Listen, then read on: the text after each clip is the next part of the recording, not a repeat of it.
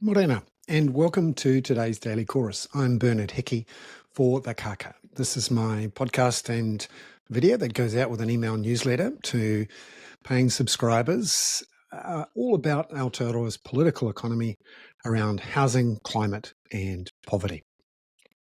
Today's main stories are around the election results for councils that came out over the weekend, and also the government's announcement on Sunday that it's going to halve its target for methane reductions. Firstly, the mayoral election and council election results over the weekend. The context here is for the last couple of years, councils have been increasing rates by anywhere between 5 and 25%, depending on where you are in the country, and around about that 10 to 15% mark for most councils. That's obviously faster than inflation, faster than the normal inflation rate, which is typically around 2%.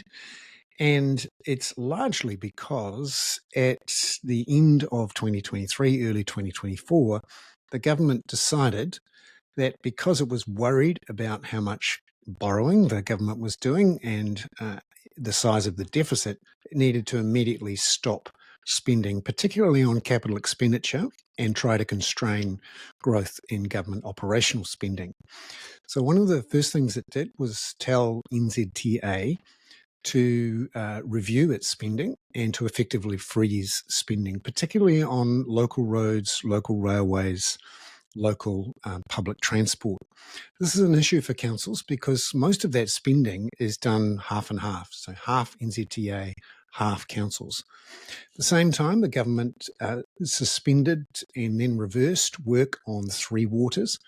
And this had been a process ongoing for 2 or 3 years, where councils were effectively creating new water organisations that would allow them to borrow off balance sheet or away from the council books to pay for water infrastructure, which was desperately needed.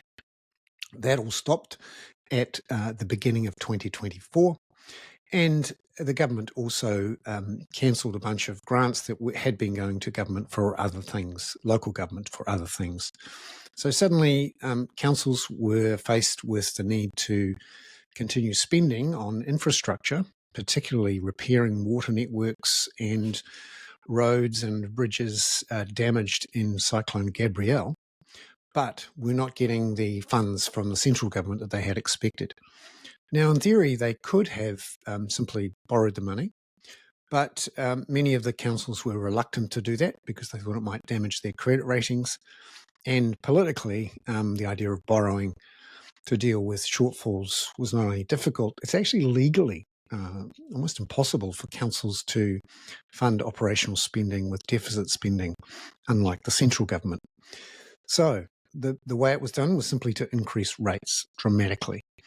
Now that was blamed on the councils rather than the central government, and it certainly hit business confidence and consumer confidence when many of those rates increases went through, and often at the same time as the government was increasing various fees and charges and levies to try to reduce its deficit.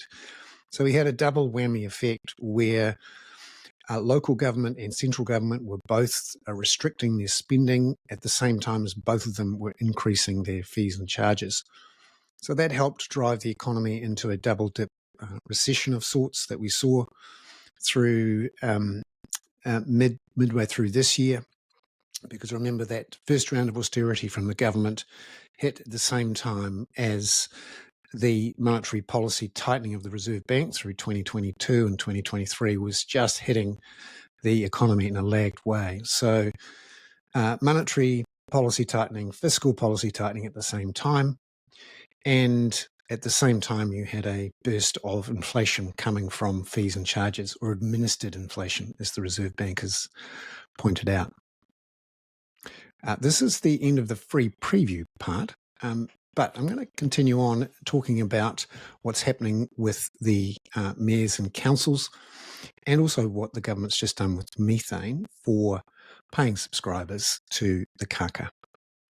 So now that we've seen this first round of austerity from the government,